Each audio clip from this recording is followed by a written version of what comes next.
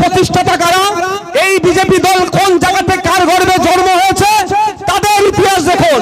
যখন আপনার আমার পূর্বপুরুষেরা, যখন বিনয় বাদল নিদেশ, যখন আশফাকুল্লাহ, ফুরফুরার পীর আবু বকর, মাতঙ্গিনী হাজরা, গান্ধীজি থেকে শুরু করে, নেতাজি থেকে শুরু করে, ক্ষুদিরাম থেকে শুরু করে বিভিন্ন স্বাধীনতা সংগ্রামীরা মুখ চিবিয়ে ব্রিটিশদের বিরুদ্ধে লড়াই করছিল, সেই সময়ে এই বিজেপি যাদের গর্ভে জন্ম হয়েছে এদের নেতারা ব্রিটিশদেরকে চিঠি দিয়েছিল, হুজুর আমাদেরকে ক্ষমা করো, আমরা লড়াই করব না, তোমার হয়ে জাসুসি করব।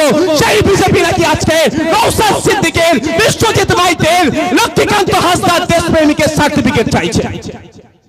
ওরা আজকে আমাদের কাছ থেকে চাইছে।